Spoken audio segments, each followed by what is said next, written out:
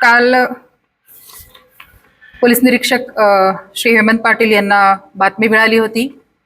नंदुरबार शहरामध्ये चिराग गल्ली या ठिकाणी इसम नामे अदनान खान सबदन खान पठाण हा त्यांचे घरामध्ये राहते घरामध्ये धारधार लोखंडी बनावटीच्या तलवारी गैरकायदा कब्जात बाळगून असल्याची बातमी मिळाल्याने त्या अनुषंगाने स्थानिक गुन्हे शाखेच्या पथकाने सदर ठिकाणी जाऊन छापा टाकला असता आरोपिताच्या राहते घराच्या छतावर कबूतरखाना आहे, त्याच्या बाजूला पाण्याच्या टाकीच्या आडोशाला 24,000 रुपये किमतीच्या 7 लोखंडी धारदार तलवारी मिळून आलेल्या आहेत.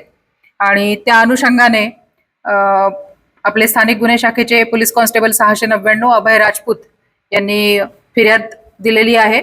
आणि त्यानुसार नंदुरबार शहर पोलीस ठाण्याला गुन्हा रजिस्टर नंबर 746/2026 भारतीय हत्यार कायदा कलम 425 प्रमाणे गुन्हा दाखल करण्यात आलेला आहे.